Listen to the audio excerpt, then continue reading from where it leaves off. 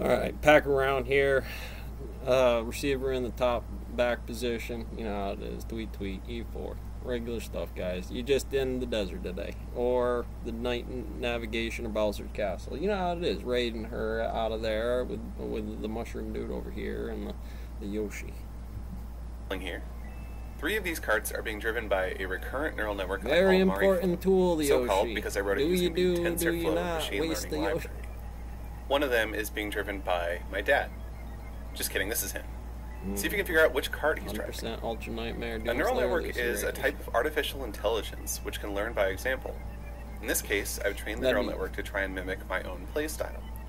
MariFlow carefully examined 15 hours of my own recorded gameplay in order to try and figure out you have the exactly strong force, the weak force, electromagnetism, and gravity. Gravity, electromagnetism, strong force, weak force. Strong gravity, weak electromagnetism. Electromagnetism that is weak. The goal is for its driving to be indistinguishable from a human.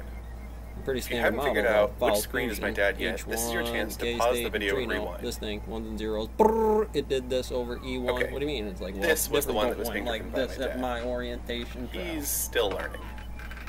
I've let MariFlow do quite a bit of driving on its own. It's been able to get gold medals in 50cc mushroom and flower cups, though it's only ever managed to get a silver and star cup. You're in big trouble. If you want to see MariFlow driving those entire cups and winning those medals, I've included links in the video description. Those videos will also give you a much better overview of how MariFlow tends to drive in all kinds of situations. You may have seen another neural network project of mine in the past, Mario. In that case, the neural network evolved on its own via genetic evolution to become better and better at playing the game. It produced small networks with evolved connections. The network in this video, MariFlow, is different. It doesn't know or care how well it's playing the game. Its only function is to mimic my gameplay style as close as possible. It can't learn that from its own gameplay. It can only learn from my recorded gameplay footage. Also, MariFlow's network always stays the same size. In this video, the networks have 2 fully connected layers, each with 200 long short-term memory cells. Your system LSTM into the flip-flop. He's starting flip-flop inside here. In a regular neural network called a feed-forward neural network, data flows from one layer to the next. We start with the inputs, in this case a low-resolution grayscale version of the screen. Each pixel is represented by a number between -1 and 1, and there are a few extra pieces of data as well. Then we apply a large set of simple computations, mostly multiplication and addition, but also the occasional application of a nonlinear sigmoid function. Multiple variable calculus thrown straight down your pipes. And also a set of weights Meanwhile, which belong to the they neural don't give network you itself. this with, oh, it's fucking Mario and a droid. Oh, well, now I get the buzz inside here. The first layer this of box neural and this network, box, and you look again across the represented lake. here by grayscale pixels. That you? Similar computations propagate neural activity one layer at a time. The deeper layers are able to represent more and more abstract information about the inputs. Finally, the network outputs 8 values, 1 for each button it's capable of pressing. These are the network's predictions of what buttons it thinks I'm likely to press, and how likely I am to press each one. All those computations happen 15 times per second, as the neural network constantly updates its controller predictions.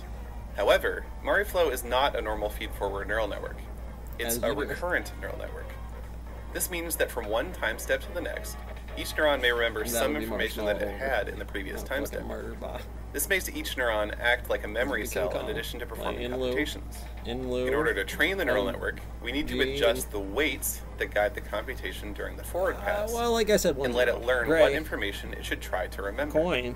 So, I recorded 15 hours of training data. I drove the cart around, recording both the neural network inputs and my button presses in each time step. In each time step, we run the neural network forward to get its predictions for which buttons it thinks I'm going to press. If it gets it right, we don't adjust the network. However, if it gets the button presses wrong, we use some calculus to apply small changes to the weights of the network, so that in the future, it'll get closer to the right answer in a process called backpropagation.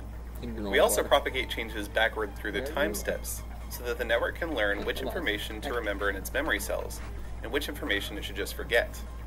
By doing this over and over on all 15 hours of training data, the network slowly starts to get better and better with at predicting my psychologists button or anybody presses. thinks that they can call However, I quantify realized crazy. pretty quickly that if MariFlow was just trained off my own velocity, gameplay footage, speed, there was a on problem. tracks, doing it. It could drive getting okay for a little by bit, but psychology. it would They do inevitably something that's encounter not that situations hard. that were not like anything it had seen in the training data. Go backwards. It would Come start on, to produce do more and more Run, get erroneous going. predictions and get itself into situations it had no hope of escaping. My Maybe that's solution what was to 42 record training after data all in that interactive learning, sessions. you know that. I would let MariFlow's Right. predictions drive the cart for a bit, then I would take T on the control clock. for a bit, When T's and in pass it back charge and of the forth. Demon Core, This we're allowed in me to get real good samples trouble of the types about of errors MariFlow was likely to make when starting to driving be on its real own, world distances. and then record training about data away that from would let the home. network learn how to rectify the situation. This gave much better results when MariFlow started driving on its own. This project taught me a lot about how to create and train neural networks. I've been impressed that MariFlow is capable of winning races, despite the fact that it doesn't know what winning a race even means. You know, it may I also think that if it had more training by my data, numbers, it could this still may get a lot not better at be the a game. willing sacrifice. I'm releasing all of the source code and all my training data, so if you want to try and train a better neural network, there's a download link in the video description, along with links to more footage of MariFlow in action. That's about it. Thanks for watching. Because you do what I tell you, GPT-3. Catch you on the next one.